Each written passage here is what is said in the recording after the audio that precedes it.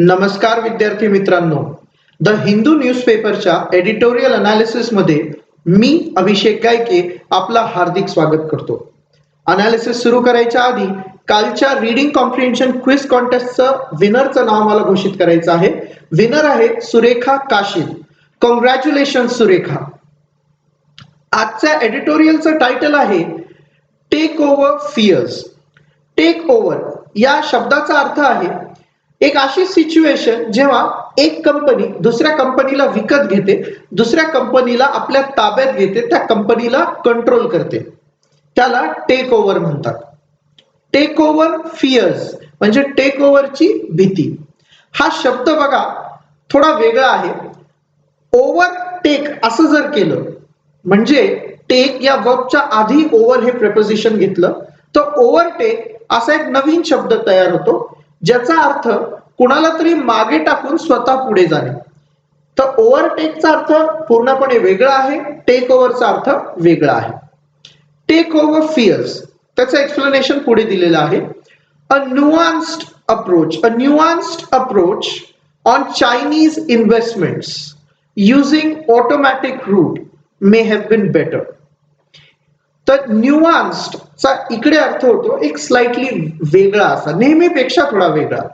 Approach एक नेहमीपेक्षा वेगळा थोडा अप्रोच कशाबद्दल? चायनीज इन्व्हेस्टमेंट्स ज्या की ऑटोमॅटिक रूट वापरतात, हा बेटर असला असता. म्हणजे कुठला असा अप्रोच. तर बॅकग्राऊंड सांगतो मग तुम्हाला कळेल. भारत सरकारने फॉरेन डायरेक्ट इन्व्हेस्टमेंट जी ऑटोमॅटिक रूटने येते आपल्या शेजारील देशांमधून, जे आपल्यासोबत एक लँड बॉर्डर शेअर करतात. म्हणजे काय? आपला देश भारत आणि त्या देशाच्या मध्ये जी बॉर्डर आहे ती जमिनीच्या वर आहे. म्हणजे भारत श्रीलंका असेल तर जमिनीची बॉर्डर नाही, मध्ये समुद्र आहे. भारत मालदीव हे जरी नेबरिंग कंट्रीज असले तरी मध्ये समुद्र आहे. पण भारत पाकिस्तान, भारत चायना, भारत बांगलादेश, भारत नेपाळ, भूतान हे देश जे आहेत आपले नेबरिंग कंट्रीज आहेत आणि लँड बॉर्डर शेअर करतात. तर अशा देशांमधून येणाऱ्या एफडीआय ला जी की ऑटोमॅटिक रूटने येते ते भारताने बॅन केलं आहे. सगळ्यात आधी समजून घ्या फॉरेन डायरेक्ट इन्व्हेस्टमेंट काय आहे. या एडिटोरियल मध्ये मी नेहमी जसं तुम्हाला माहिती देतो, जे शब्द आहेत अवघड त्यांना मी पिवळ्या रंगात हायलाइट केलेलं आहे. जे इडियम्स किंवा फ्रेजेस आहेत त्यांना निळ्या रंगात हायलाइट केले आणि जे फायनान्शियल टर्म्स आहेत त्यांना ग्रे कलर मध्ये हायलाइट केलेलं आहे. फायनान्शियल टर्म्सचे मीनिंग्स मी या पीडीएफ मध्ये लिहित नाही, पण तुम्हाला व्हिडिओमध्ये मी एक्सप्लेन करतो. आणि बाकी जे अवघड शब्द आहेत किंवा इडियम्स फ्रेजेस आहेत त्यांचे मीनिंग्स या पीडीएफ मध्ये एम्बेडेड आहेत. तुम्ही क्लिक केलं शब्दावर तर तुम्हाला अर्थ दिसेल, किंवा या ईडीएम वर बघा, क्लिक केलं तुम्हाला अर्थ दिसेल इंग्लिशमध्ये आणि मराठीत. काही सोपे जे असतात शब्द तिकडे मी मराठीत अर्थ देत नाही, किंवा व्हिडिओमध्ये एक्सप्लेन केल्यामुळे त्याला मराठी प्रॉपर शब्द नसल्यामुळे मराठीत अर्थ दिलेला नाही एक दोन शब्दांसाठी. तर एनिवे हे टायटल जे आहे टेक ओव्हर फिअर्स आणि खाली हे जे लिहिलेलं आहे त्याचं बॅकग्राऊंडच हे आहे की काही असे देश आहेत आपले नेबरिंग कंट्रीज ज्यांच्यासोबत आपण लँड बॉर्डर शेअर करतो, त्या देशांमधून येणारे एफडीआय ला भारत सरकारने बॅन केला आहे. तर एफडीआय म्हणजे काय? विदेशातून फॉरेन डायरेक्ट इन्व्हेस्टमेंट, विदेशातून आपल्या देशामध्ये येणारी जी गुंतवणूक आहे, परकीय गुंतवणूक, त्याला फॉरेन डायरेक्ट इन्व्हेस्टमेंट म्हणतात. गुंतवणूक तशी दोन प्रकारे येते, फॉरेन डायरेक्ट इन्व्हेस्टमेंट आणि FII foreign institutional investment. Foreign institutional investment म्हणजे डायरेक्ट बिझनेस मध्ये इन्व्हेस्ट न करता त्या बिझनेसचे शेअर्स विकत घेणं, त्या बॉन्ड्स विकत घेणं बिझनेसचे, हे झालं फॉरेन इन्स्टिट्यूशनल इन्व्हेस्टमेंट. आणि फॉरेन डायरेक्ट इन्व्हेस्टमेंट म्हणजे डायरेक्ट इन्व्हेस्ट करणं बिझनेसमध्ये, ऍक्च्युअल काही मशिनरीमध्ये किंवा बाकी कशामध्ये कामामध्ये डायरेक्ट पैसे गुंतवणं, शेअर्स किंवा बॉन्ड्स न घेता थेट पैसे टाकणं ऍक्च्युअल बिझनेसमध्ये, याला म्हणतात एफडीआय फॉरेन डायरेक्ट इन्व्हेस्टमेंट. तर भारत सरकारने हे बॅन केलं आहे. फॉरेन डायरेक्ट इन्व्हेस्टमेंट नाही, foreign direct investment through the automatic route. म्हणजे काय? एफडीआय दोन प्रकारे येते.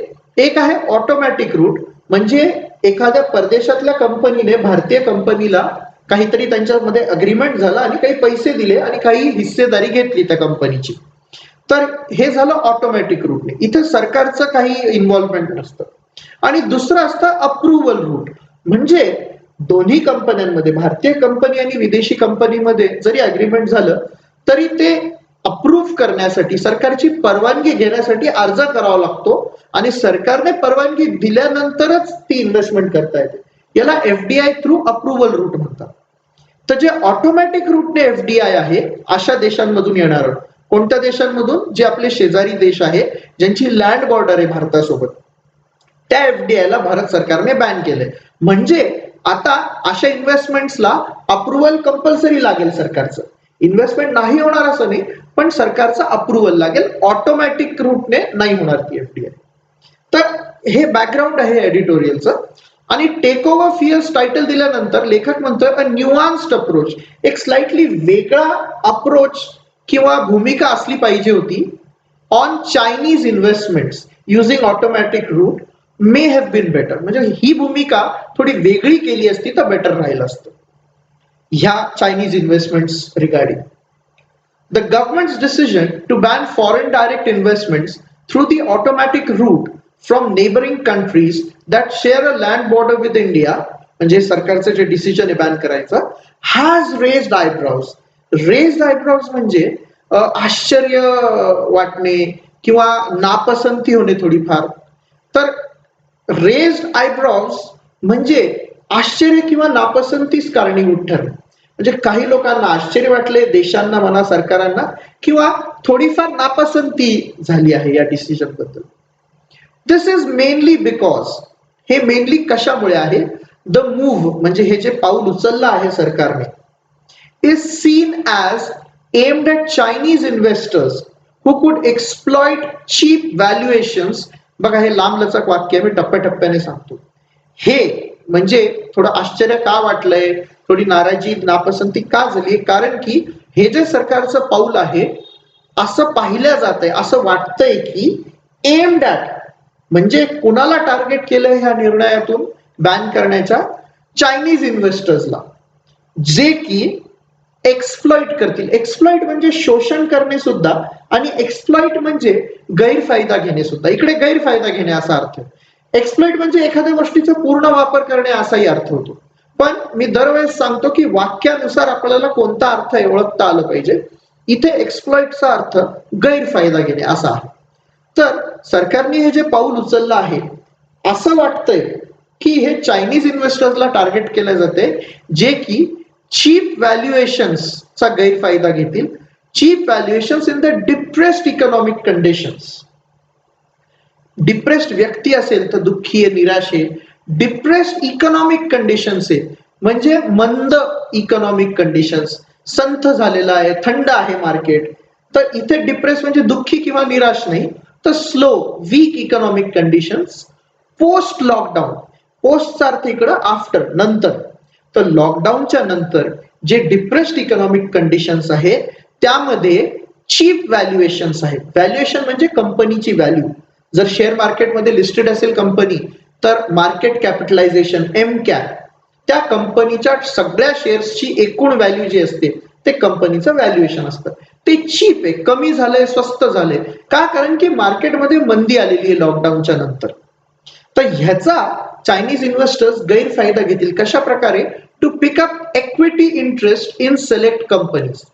तर चायनीज इन्व्हेस्टर्स या परिस्थितीचा फायदा उचलतील, गैरफायदा कशा प्रकारे?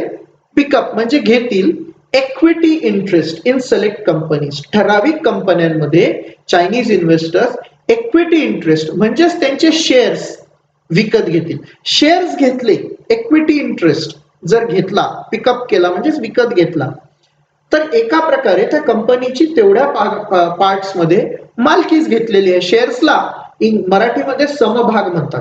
शेअर्स घेतले म्हणजे उदाहरणार्थ 10% शेअर्स घेतले, तर एका प्रकारे त्या कंपनीची 10% मालकी त्या चायनीज इन्व्हेस्टरची होऊन जाईल.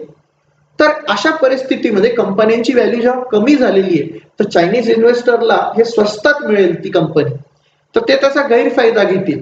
अशा चायनीज इन्व्हेस्टर्सला कायद्याने टार्गेट केलेलं आहे. मे बी त्याच्यामुळे रेज्ड आयब्राउज चकित झालेले आहे. बघा इकडे दिलेले रेज्ड आयब्राउज किंवा थोडीफार नापसंती झाली, माइल्ड डिसअप्रुव्हल. रेस्ड आयब्रॉज इंग्लिशमध्ये जर सांगायचं की असं होतं. तर भारताने हे जे डिसिजन घेतलंय, India is not alone in this fear of opportunistic takeovers as press note 3 2020 series of the commerce ministry described it. तर समजून घ्या, भारताची जी कॉमर्स मिनिस्ट्री आहे त्यांची press note 3 2020 series, maybe हे नंबर आहे त्यांचं जे प्रसिद्धी पत्रक आहे त्याला ही सिरीज किंवा नंबर असेल काहीतरी. या प्रेस नोट मध्ये जे डिस्क्राईब केलं आहे बघा, इन्व्हर्टेड कॉमर्स मध्ये दिलेले म्हणजे हेच शब्द त्यांचे कॉमर्स मिनिस्ट्रीचे एडिटर वापरतोय, तसंच्या तसं लिहितोय. ऑपॉर्च्युनिस्टिक टेक ओव्हर्स, ऑपॉर्च्युनिटी म्हणजे संधी, ऑपॉर्च्युनिस्टिक म्हणजे संधी साधून. हा एक नेगेटिव्ह शब्द आहे, म्हणजे संधीचा गैरफायदा घेऊन टेक ओव्हर जे केलं जातं, कॉमर्स मिनिस्ट्रीने हे शब्द वापरलेले आहेत. या भीतीतूनच हे डिसिजन घेतलेलं आहे आणि भारत ह्याच्यात एकटा नाहीये, म्हणजे इतरही देशांनी काही केलेलं आहे असं वाटतं. पुढे ते सांगितलंय बघा, Italy, Spain, France and Australia have already taken similar action to protect their businesses from foreign, read Chinese investors.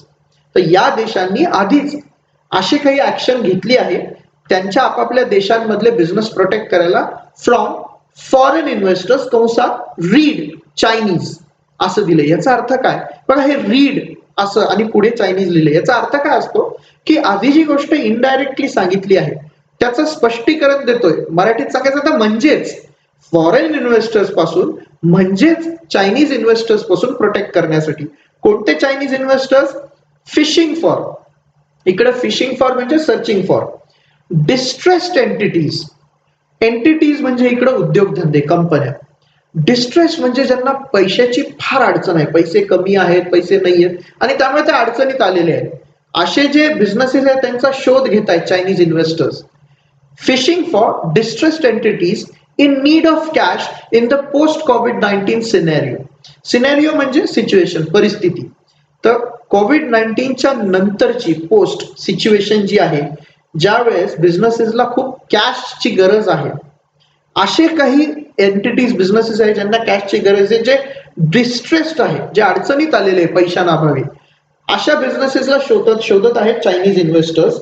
आणि आपापल्या अशा बिझनेसेसला प्रोटेक्ट करण्यासाठी या देशांनी ऑलरेडी काही ऍक्शन घेतलेली आहे, म्हणजे भारत एकटा नाही, इतरही देशांनी अशी ऍक्शन घेतलेली आहे. China's investment in India has been on a sharp upcurve in the last 5 years. तर चायनाची भारतातली जी इन्व्हेस्टमेंट आहे ही शार्प अपकर्व वर आहे मागील 5 वर्षापासून. आता समजून घ्या, अपकर्व म्हणजे इन्क्रीज, वाढ. शार्पचा इकडे अर्थ होतो बऱ्याच मोठ्या प्रमाणात. तर शार्प म्हणजे तीक्ष्ण सुद्धा, तीव्र. शार्प म्हणजे हुशार सुद्धा, शार्प म्हणजे स्पष्ट सुद्धा. इकडे शार्प म्हणजे बरंच, मोठ्या प्रमाणात, खूप जास्त, ग्रेट. पण जेव्हा मी शार्प अपकर्व म्हणतो, इन्व्हेस्टमेंट ही शार्प अपकर्व वर आहे, म्हणजे अपकर्व म्हणजे असा कर्व वर वर वर वर चाललाय आलेख. शार्प अपकर्व म्हणजे स्टेडीली एखादी गोष्ट सतत वाढतच चालली आहे. ग्राफ जर आपण पाहिला एखादा, तर असा ग्राफ असतो, एक्स ऍक्सिस आणि वाय ऍक्सिस, आडवी एक्स ऍक्सिस आणि उभी वाय ऍक्सिस, आणि एखादी गोष्ट अशी वाढतच चालली वर वर वर वर, तर त्याला शार्प अपकर्व म्हणतात. तर चायनाची जी भारतातली इन्व्हेस्टमेंट आहे ती वाढतच चालली आहे, ऑन अ शार्प अपकर्व आहे मागील 5 वर्षांपासून. According to Brookings India study, म्हणजे ही कुठली तरी ऑर्गनायझेशन आहे, भारतातले त्यांची ब्रांच आहे किंवा भारतातलीच ऑर्गनायझेशन, त्यांची स्टडी म्हणजे अभ्यास, त्यांचं जे रिपोर्ट आहे त्याच्यानुसार the total current and planned investment, म्हणजे सध्याची जी आहे आणि भविष्यात जे प्लॅन्ड आहे इन्व्हेस्टमेंट बाय चायनीज एंटिटीज, म्हणजेच कंपन्या वगैरे, इन्व्हेस्टर्स, इज ओव्हर $26 billion. म्हणजे भारतात एकूण जी इन्व्हेस्टमेंट आहे सध्या आहे आणि पुढे प्लॅन्ड आहे ती 26 अब्ज, 1 बिलियन म्हणजे 1 अब्ज, 100 कोटी, तर 26 अब्ज डॉलरची इन्व्हेस्टमेंट आहे. चायनीज कॅपिटल म्हणजे चायनीज पैसा is invested not only in brick and mortar industries but in technology and fintech startups. बघा, not just in but in, म्हणजे नॉट ओनली बट ऑल्सो कसं असतं तशा प्रकारे, फक्त याच्यात नाही तर याच्यात सुद्धा आहे.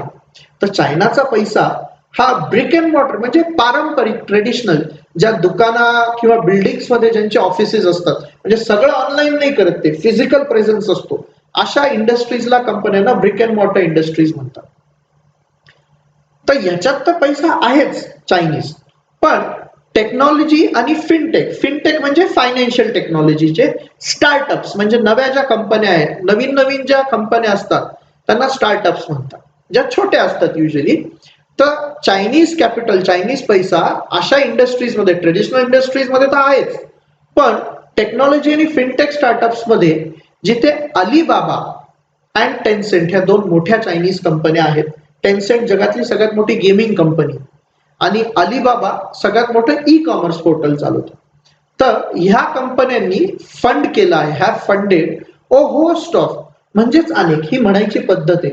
अ होस्ट ऑफ म्हणजे अनेक इंडियन नेम्स, म्हणजे कंपन्या, such as Paytm, Swiggy, Ola, Zomato and big basket.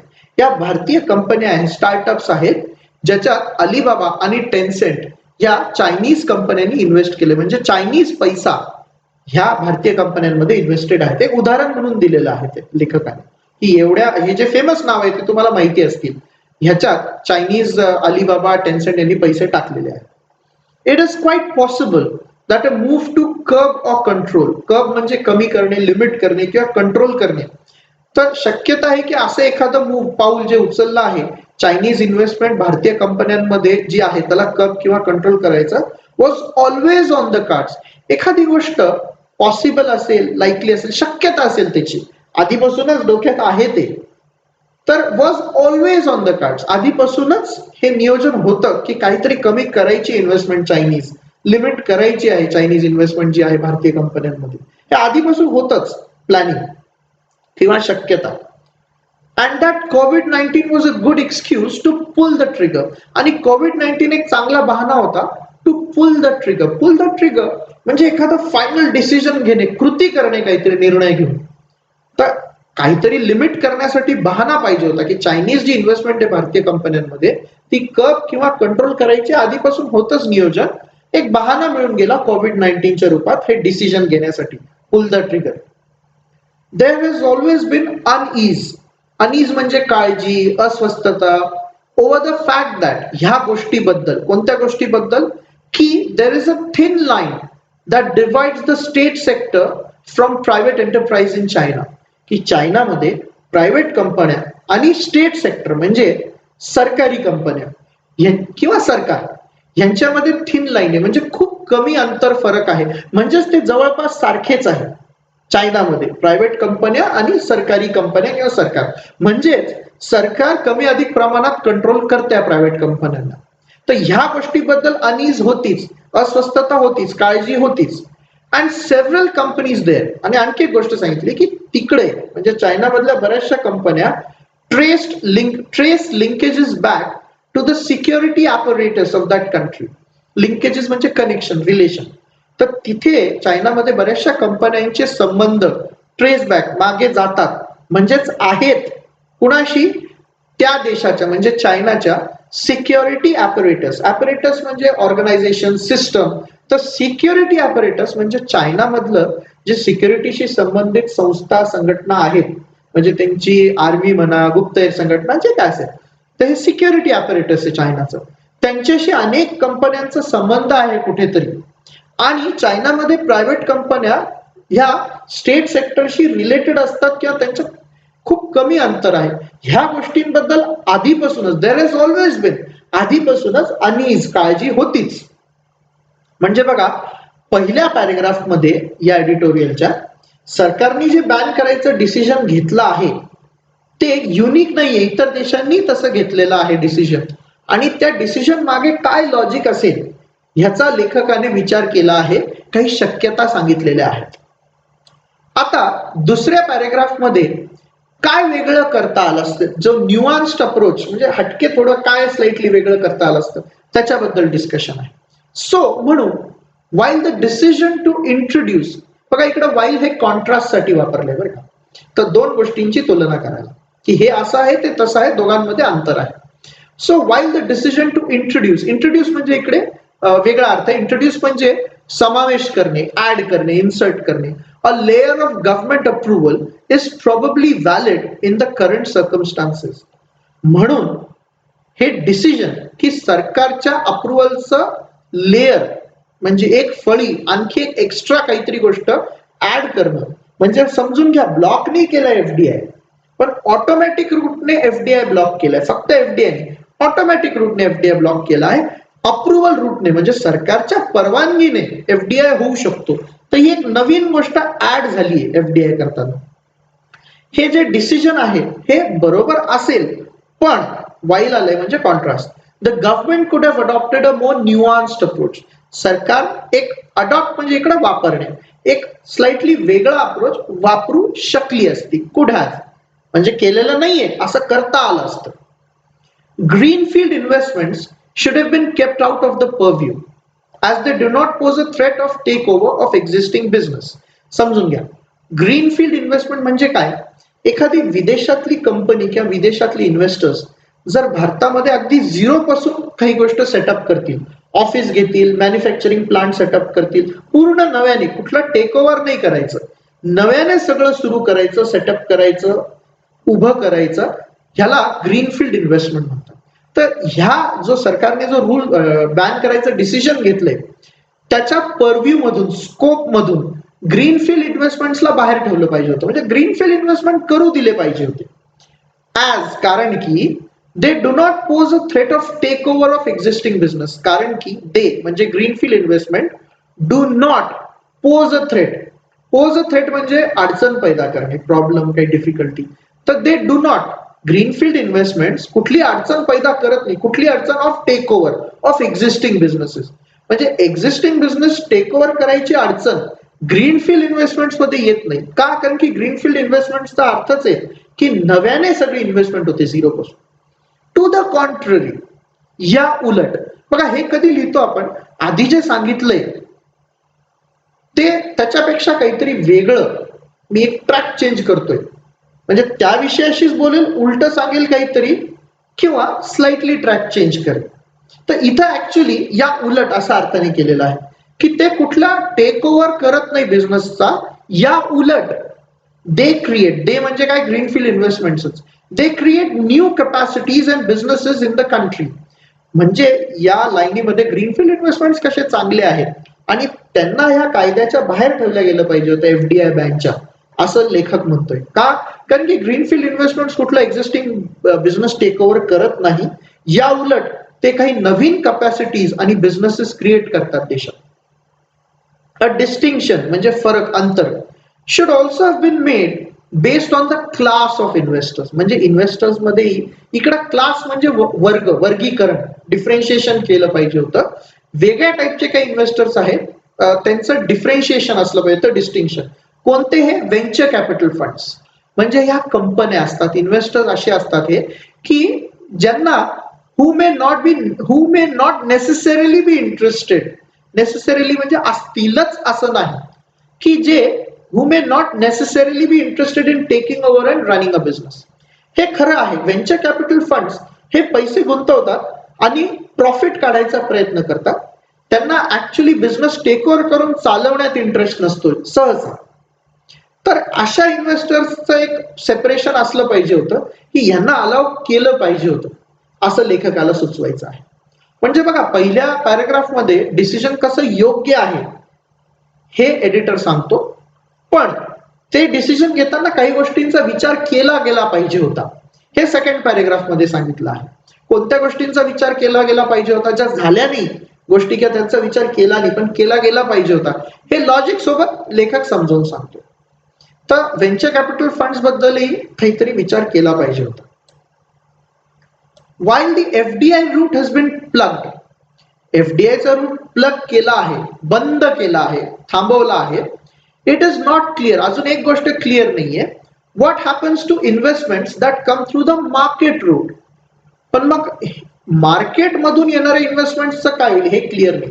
म्हणजे समजून घ्या, मार्केट रूट मधून येणारे इन्व्हेस्टमेंट्स म्हणजे एखाद्या फॉरेन इन्व्हेस्टरने त्या बिझनेसशी डायरेक्टली बोलून इन्व्हेस्टमेंट करायच्या ऐवजी मार्केटमधून म्हणजे शेअर मार्केटमधून शेअर्स विकत घ्यायला सुरुवात केली आणि त्या कंपनीचे बऱ्यापैकी शेअर्स विकत घेतल्याने एका प्रकारे त्या कंपनीची थोड्याफार प्रमाणात कळणार जर मालकी आली फॉरेन इन्व्हेस्टरकडे, मग काय, तर हे क्लिअर नाही. म्हणजे समजून घ्या, एखाद्या फॉरेन कंपनीने भारतीय कंपनीला म्हटलं तुमचे 10% आम्हाला विकून टाका, हे झालं एफडीआय समजा. आणि एखाद्या फॉरेनच्या कंपनीने शेअर मार्केटमधून त्या कंपनीचे शेअर्स घ्यायला सुरुवात केली लोकांकडून ज्यांच्याकडे ऑलरेडी आहे, ते मार्केट रूट मधून इन्व्हेस्टमेंट केली असं होईल. मग त्याच्याबद्दलचे नियम अजून क्लिअर नाही. सेबी, सेबी म्हणजे securities and exchange board of India, आपल्या भारतातल्या शेअर मार्केटला रेग्युलेट करण्यासाठी सेबी ही संस्था आहे. ही गव्हर्नमेंट ऑर्गनायझेशन आहे. जसं बँकिंग सेक्टरला रेग्युलेट करायला आरबीआय आहे, तसं शेअर मार्केटला रेग्युलेट करायला सेबी आहे. SEBI has already sent out missives. Missive म्हणजे एखादं औपचारिक किंवा अधिकृत असं जे पत्र असतं त्याला मिसिव्ह म्हणतात. तर सेबीने ऑलरेडी पत्र पाठवले कस्टोडियन्सला, आस्किंग फॉर म्हणजे माहिती मागितली आहे, डिटेल्स मागितले आहेत ऑफ चायनीज होल्डिंग्स, म्हणजे चायनीज लोकांची, चायनीज इन्व्हेस्टर्सची, चायनीज कंपन्यांची किती होल्डिंग आहे, मालकी आहे इन लिस्टेड एंटिटीज. एंटिटीज म्हणजे कंपन्या, लिस्टेड म्हणजे शेअर मार्केटमध्ये लिस्टेड. तर शेअर मार्केट लिस्टेड कंपन्यांमध्ये चायनीज होल्डिंग्स किती आहेत हे विचारणा करणारे मिसिव्स सेबीने कस्टोडियन्सला पाठवले आहेत. कस्टोडियन्स म्हणजे काय, ह्या बेसिकली बँक्स असतात, सगळ्याच नाही पण बहुतांश बँका असतात, ज्यांचं काम काय असतं की कंपन्यांचे जे शेअर्स असतात हार्ड कॉपीमध्ये म्हणजे प्रिंट आउट मध्ये, फिजिकल फॉर्म मध्ये किंवा इलेक्ट्रॉनिक फॉर्मॅटमध्ये ज्याला आपण सॉफ्ट कॉपी म्हणू, ते सांभाळून ठेवणे, ज्यांच्या कस्टडीमध्ये असतात ते कस्टोडियन, आणि या जनरली बँका असतात. तर त्यांच्याकडे जर हे सगळे शेअर्स सगळे सांभाळायला दिले असतील कस्टडीमध्ये इन्व्हेस्टर्सनी, तर त्यांच्याकडे डिटेल्सही असतील, कोण इन्व्हेस्टर आहे, किती, कुठल्या कंपनीचे किती टक्के इन्व्हेस्टमेंट आहे वगैरे वगैरे. तर ती त्याच्याबद्दल विचारणा करणारे पत्र सेबीने ऑलरेडी पाठवले आहे. How will this be regulated, मग हे रेग्युलेट कसं होणार? And again, what happens to FDI that comes in through entities registered in countries that do not share a land border with India, but which may trace their beneficial ownership to China? समजून घ्या आता. तर आणखी सांगायचं तर अशी FDI जी अशा कंपन्यांच्या माध्यमातून येईल जे अशा देशात रजिस्टर्ड आहेत की ज्यांची भारतासोबत लँड बॉर्डर नाहीये, पण या अशा कंपन्या आहेत की ज्यांची ओरिजिनल मालकी ही चायनामध्ये आहे. म्हणजे एखादी चायनीज कंपनी उदाहरणार्थ अमेरिकेत एखादी कंपनी उघडेल किंवा अमेरिकेतली कंपनी विकत घेईल आणि ती अमेरिकेतली कंपनी भारतात जर इन्व्हेस्ट करते एफडीआयच्या माध्यमातून, तर मग त्याच्याबद्दल नियम कसे राहतील? म्हणजे ओरिजिनल मालकी तर चायनीज कंपनीची, पण एफडीआय करणारी कंपनी अमेरिकेची, जिची मालकी चायनाच्या कंपनीची, तर मग त्याबद्दल क्लॅरिटी नाहीये. तर बघा, म्हणजे लेखक काय म्हणतोय, 2-3 गोष्टी सांगितल्या बघा, की ग्रीनफील्ड इन्व्हेस्टमेंट्स या कायद्याच्या बाहेर ठेवल्या पाहिजे होते, व्हेंचर कॅपिटल फंड्सला हे रूल्स लागू नव्हते झाले पाहिजे, प्लस काही गोष्टींबद्दल क्लॅरिटी नाही की मार्केटमध्ये मार्केट रूटनी इन्व्हेस्ट केलं तर काय असेल नियम. मग जे कस्टोडियन्स आहेत त्यांना सेबीने पत्र पाठवून माहिती मागवली आहे, असे चायनीज जे ऑलरेडी इन्व्हेस्टमेंट्स आहेत, चायनीज होल्डिंग्स आहेत लिस्टेड कंपन्यांमध्ये, म्हणजे शेअर मार्केटमध्ये लिस्टेड कंपन्यांमध्ये ऑलरेडी जे चायनीज इन्व्हेस्टमेंट्स आहेत त्याचं काय होणार, त्याच्याबद्दल क्लॅरिटी नाही. आणि जी एफडीआय अशा कंपन्यांमधून येते की जे भारतासोबत लँड बॉर्डर शेअर नाही करत, अशा देशातल्या त्या कंपन्या, पण त्यांची ओरिजिनल मालकी चायनामध्ये आहे. तर ह्या गोष्टींबद्दल क्लॅरिटी नाहीये असं एडिटर म्हणतोय. And now that the wall has been raised, आणि आता की भिंत उभी राहिली, म्हणजेच नियम वगैरे हे उभे करून किंवा सांगून बॅन करून एफडीआय एका प्रकारे ही अडवणूक झालेली आहे, काही प्रतिबंध लावलेले आहेत. तर मग आता काय, approval should be quick for investment proposals in the technology startup space. म्हणजे आता बॅन तर केला आहे एफडीआय ऑटोमॅटिक रूपने, पण अशा परिस्थितीत पटापट अप्रुव्हल आले पाहिजे इन्व्हेस्टमेंटसाठी टेक्नॉलॉजी स्टार्टअप स्पेसमध्ये. स्पेस म्हणजे फील्ड एरिया, क्षेत्र, स्टार्टअप म्हणजे छोट्या कंपन्या, जसं मी सांगितलं त्याच्या टेक्नॉलॉजी क्षेत्रातल्या छोट्या मोठ्या कंपन्या नवनवीन सुरू होतात या फील्ड मधले, त्यांच्यामध्ये जे इन्व्हेस्टमेंट केल्या जाते त्याच्यासाठी पटापट सरकारने अप्रुव्हल दिलं पाहिजे. का? कारण की या स्टार्टअप स्पेस मधल्या ज्या कंपन्या आहेत जिथे cash burn is hi, cash burn म्हणजे एक्झिस्टिंग जी कॅश आहे, जो पैसा आहे तो खर्च जो होतो त्याला कॅश बर्न म्हणतात. तर सुरुवातीला जो पैसा असतो तो आधी खर्च करावा लागतो. टिपिकली टेक्नॉलॉजीचे जे स्टार्टअप्स असतात त्यांना सुरुवातीला खूप खर्च करावा लागतो, युजर बेस बिल्ड करायला, पब्लिसिटी करायला वगैरे वगैरे. तर तिथे खूप जास्त कॅश बर्न होतं आणि एक्झिस्टिंग जे इन्व्हेस्टर्स असतात अशा कंपन्यांमधले आर ऑफन टॅप्ड. इकडे टॅपचा अर्थ मागणी करणे, विनंती करणे for a top up investment. म्हणजे ऑलरेडी जी इन्व्हेस्टमेंट केली त्याला आणखी थोडंसं वाढवा. जसं मोबाईलमध्ये टॉपअप असतं की ऑलरेडी आधी रिचार्ज केला आहे, थोडं वर ऍडिशनल अमाऊंट, तसं इन्व्हेस्टमेंट ऑलरेडी केली आहे एक्झिस्टिंग इन्व्हेस्टर्सनी, त्यांनी आणखी थोडं टॉपअप करावं म्हणून अशा इन्व्हेस्टर्सला टॅप केलं जातं, त्यांच्याकडे मागणी केली जाते, रिक्वेस्ट केल्या जाते टॉपअप इन्व्हेस्टमेंटची.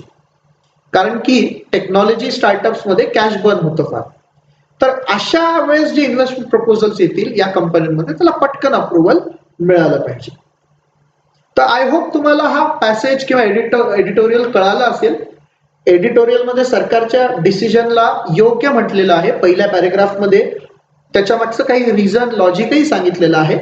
दुसऱ्या पॅरेग्राफमध्ये मात्र जरी निर्णय बरोबर असला तरी काही बाबतीत क्लॅरिटी नाहीये आणि काही गोष्टी आणखी चांगल्या प्रकारे करता आल्या असत्या असं एडिटर म्हणतोय. ह्या एडिटोरियलवर बेस्ड एक reading comprehension passage and questions मी बनवले आहेत, जे व्हिडिओच्या डिस्क्रिप्शन मध्ये त्याची मी पीडीएफ ची लिंक दिली आहे. ती पीडीएफ डाउनलोड करा, त्याच्यात जे प्रश्न दिलेले आहेत त्यांचं उत्तर द्यायचा प्रयत्न करा.